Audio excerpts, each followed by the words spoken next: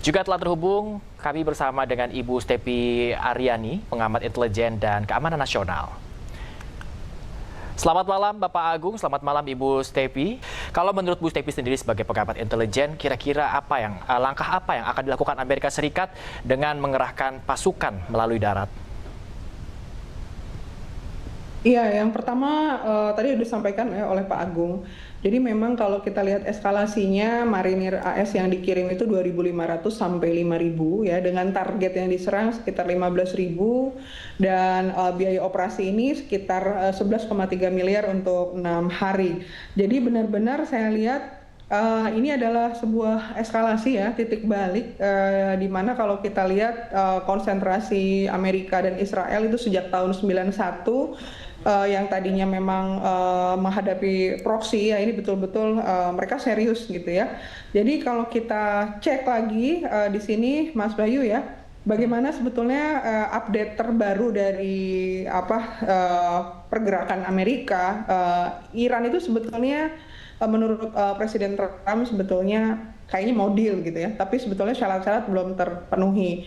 Bandara Dubai kita lihat 16 Maret sudah lumpuh, kemudian juga Trump menekan NATO dan Cina ya untuk terlibat jauh, bahkan di checklist tuh negara-negara yang siap membantu, yang bestie, yang Inggris dikecam karena tidak membantu gitu ya. Jadi walaupun Pentagon menyampaikan sudah mengirim tadi US Tripoli dari Jepang ke Timur Tengah, tapi belum disampaikan bahwa ini adalah bentuknya invasi darat atau pergerakan darat. Artinya di sini semua elemen yang mensupport operasi darat terbatas, ya terbatas sekali lagi sudah berada di tempat. Kapal amfibi, batalion pendaratan, jet tempur F-35B-nya, helikopter serbu itu sudah ada di posisi masing-masing. Tapi Pentagon belum menyampaikan ini adalah sebuah invasi darat. Posisinya beberapa negara Teluk ini menarik ya kalau kita bicara dari sisi intelijen, itu sebetulnya banyak yang pro Amerika tapi takut untuk langsung terbuka mensupport Iran karena khawatir menjadi target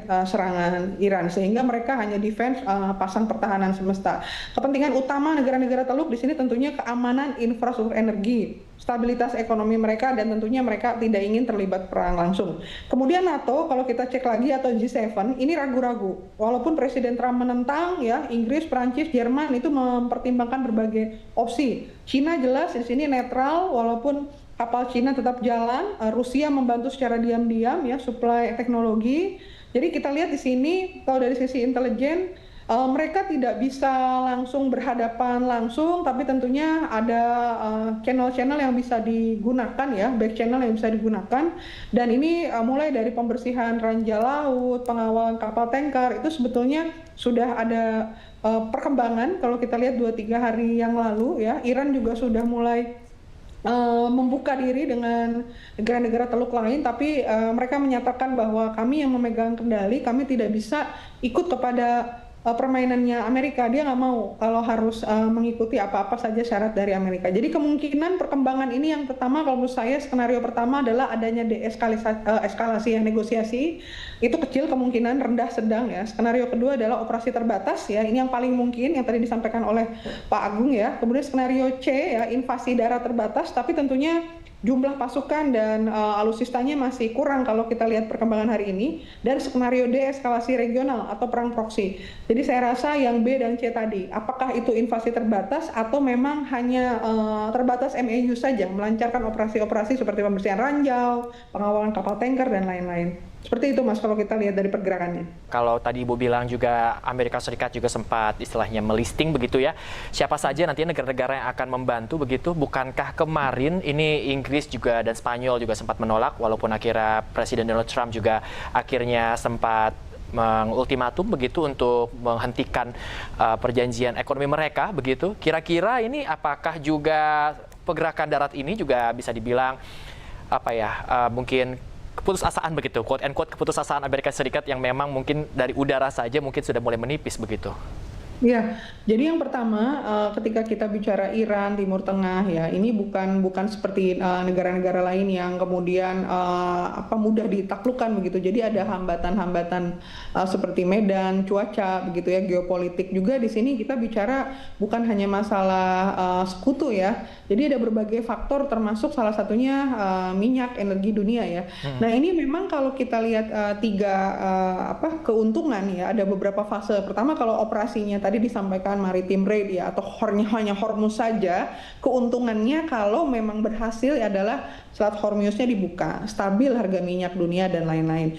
Tapi memang resikonya kalau gagal di operasi khusus Hormuz itu Iran akan bisa membalikkan situasi dengan melawan basis AS di Teluk. Kemudian proksi-proksi juga muncul. Sehingga keuntungan dengan resikonya ini lebih menguntungkan Iran kalau operasi hanya di Hormuz saja. Yang kedua, jika operasi itu SOF ya, jadi Special Operation Forces-nya di darat saja, ini tujuannya mencegah Iran mendapatkan senjata nuklir, kemudian pencapaian historisnya mereka, diplomatik juga maksimal. Nah, resikonya adalah operasinya ya tadi disampaikan ada beberapa fasilitas nuklir dalam tanah yang harus direbut begitu ya. Kemudian korban massal dari Amerika, legitimasi PBB dipertanyakan. Dan ini bisa jadi 50-50. Nah, yang ketiga adalah invasi darat penuh. Ini harus mengganti rejim Iran, mengeliminasi program nuklir, dominasi AS di Timur Tengah. Ini dapat nih semua kalau memang invasi darat penuh. Tapi gerilyanya ini akan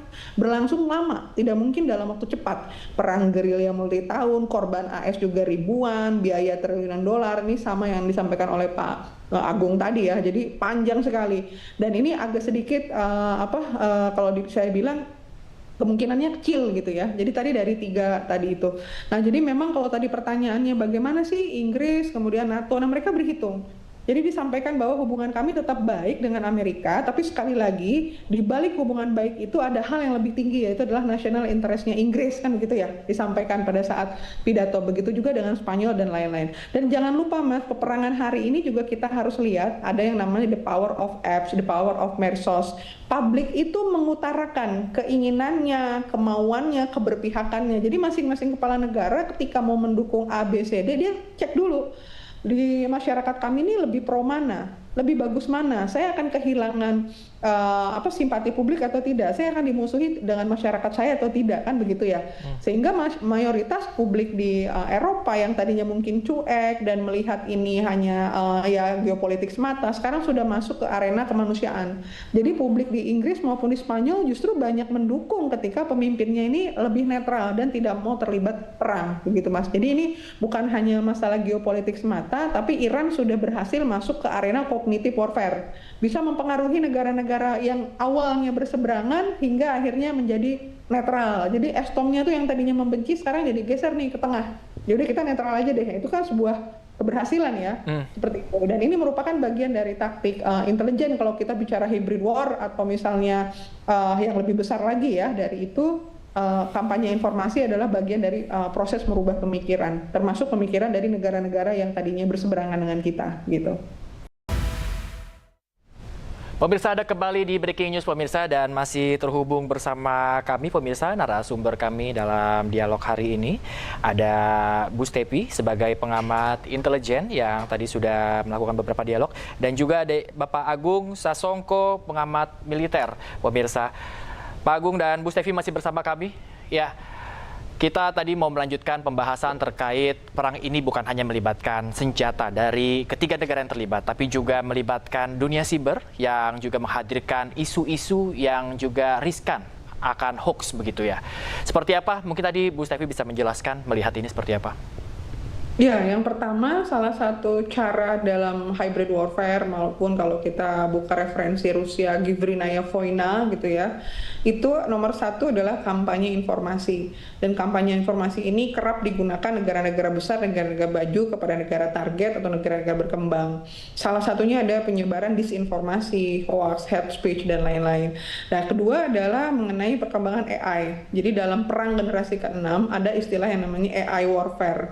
Jadi AI ini digunakan bukan untuk hanya membuat video, tapi dalam rangka membuat salah satu material khusus untuk riset, kemudian untuk mengisi bank data, big data, dan kemudian disebarkan, dimasukkan ke ChatGPT, ke DeepSeek, dan lain-lain. Sehingga tanpa kita sadari ketika kita mencari sebuah keputusan atau ingin cepat dalam membuat artikel, tugas, atau policy brief, itu sebetulnya sudah jadi bagian dari AI warfare tadi. Jadi dalam perang generasi ke-6 justru pelibatan jumlah tentara ini jadi sedikit gitu, digantikan dengan senjata tanpa awak dan lain-lain. Tapi sebetulnya Mas ya, baik dari generasi 1 sampai generasi ke-6 menurut saya ada hal yang tidak bisa digantikan oleh teknologi atau AI, yaitu yang namanya wisdom, kebijaksanaan. Dan kebijaksanaan itu hanya ada dalam manusia yang berakal. Sehingga artinya ketika AI ataupun artificial lainnya menyatakan kalau perang ke sini, menggerakkan pasukan ke sini, ini kita akan menang, kita akan mendapatkan dukungan, hitung-hitungannya seperti robot. Tapi jangan lupa ada hal-hal yang terkadang tidak bisa dibuat oleh teknologi. Seperti misalnya bagaimana militansi generasi muda Iran, ideologi kekhasan Iran, kecintaan dia kepada Khamenei dan lain-lain yang mungkin tidak bisa dirasakan oleh teknologi. Bagaimana mereka membangun nation state building karakternya, sehingga ketika kami harus kalah pun kami harus membawa musuh sebanyak-banyaknya. Kami tidak akan membiarkan musuh menang mudah, misalnya seperti itu. Yang kedua, kepemimpinan. Bagaimana pemimpin itu dicintai, bukan hanya ditakuti. Nah, hal-hal seperti itu, rasa seperti itu, wisdom itu tidak bisa kita kalkulasikan dengan robot atau AI manapun. Itu hanya ada di pikiran dan hati manusia, wisdom. Nah, jadi menurut saya walaupun intelijen gitu menggunakan AI dalam memprovokasi lain-lain, ini kembali kepada diri kita. Nah, inilah sebetulnya yang jadi miss dan kurang di negara kita saat ini. Masyarakat kita terlalu mudah melihat iklan, melihat viral, follower banyak, ikut apa kata para influencer atau pihak-pihak yang disebut tokoh, pengamat ya. Padahal sebetulnya itu adalah bagian dari perang informasi. Dan seringkali para tokoh, pengamat dan lain-lain menjadi agen tidak sadar dari kampanye negara lain sendiri. Ini sebetulnya yang menjadi kekhawatiran. Yang kedua adalah national state building kita. Apakah Pancasila ini ya bisa diimplementasikan dari hal-hal kecil saja, cara kita menerima informasi ya, kemudian menanggapi suatu kasus dan lain-lain. Jadi menurut saya menjadi hal yang penting. Lesson learned dari perang Iran dan Israel ini adalah pertama, nation state building sebuah negara yang walaupun digempur habis-habisan dia bisa bertahan dan dia tidak mau takluk begitu saja ya. Itu jiwa nasionalismenya, keiranannya itu yang harus kita lihat gitu. Kemudian juga masalah literasi digital Mas ya. Artinya kampanye informasi mau intelijen main secantik apapun, ketika masyarakat ini cinta kepada pemimpinnya itu tidak mudah terprovokasi. Dan sebaliknya ya, walaupun di trigger sedikit ketika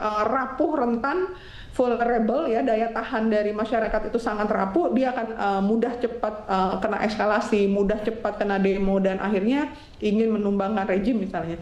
Jadi ini merupakan salah satu metode bagaimana intelijen bermain di berbagai negara melalui kampanye informasi. Saya rasa dari mulai Rusia dan lain-lain pada saat pemilu ya, bahkan di Amerika juga sudah ada ya literaturnya bahwa ada berbagai keterlibatan. Nah, kaitan dengan operasi darat sebetulnya Amerika sendiri sudah beberapa kali Mas ya, Irak dan lain-lain ini sudah termasuk kemarin Maduro, Venezuela itu invasi Palestina dan tepat sasaran. Dan ini tidak bisa diterapkan begitu saja di Iran. Tadi sudah dijelaskan oleh Pak Agung ya, bahwa banyak variabel-variabel yang tidak bisa disamakan Iran dengan negara lain, seperti itu.